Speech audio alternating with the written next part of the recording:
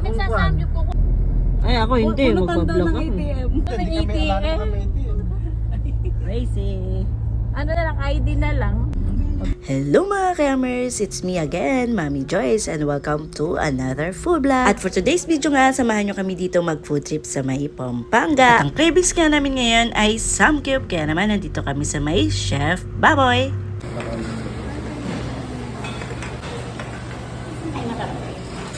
Ito po yung difference.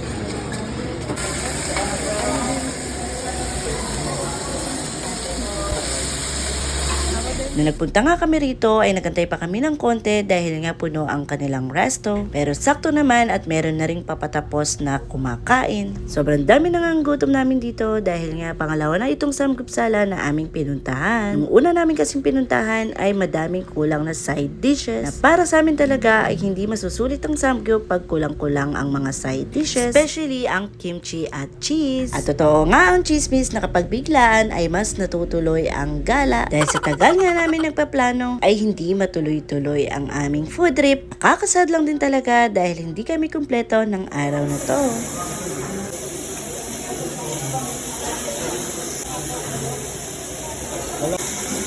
Ito siguro yung spicy yung ito. Pantay natin yan, diba? Pantay natin. Wow, thank you. Wala kanina ka pa yung ginagawa ka.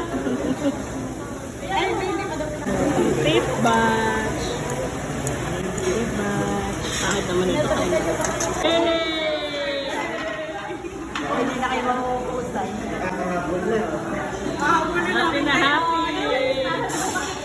Nakangiti na sila, nakangiti. At sa mga ganitong ang gala ay hindi maiiwasan talaga ang mag-epic fail. Alam niyo na yon. At pag talaga kainan ay nagkakaisa ang aming mga bituka, charot. At dahil nga nabusog na kami at nag-enjoy sa aming samgyup, ang next stop naman namin ay coffee. At napili nga ng sister ko mag-coffee treat dito sa Moon Cafe. At sobrang natuwa nga ako dahil isa nga ito sa favorite ko ng cafe sa may Pampanga. Bukod kasi sa magandang ambience at nakaka-relax ay magsarap talaga ang kanilang mga drinks. Mas nakaka-enjoy talaga ang coffee pag may kasama kang nakaka-good vibes. Sobrang tawa kami dito dahil ang dami naming mga small talk at kung ano-ano pang mga plano ang aming pinag-usapan. At dito na nga natatapos ang aming food vlog. So ayun lang mga Kamers, I hope you like this video.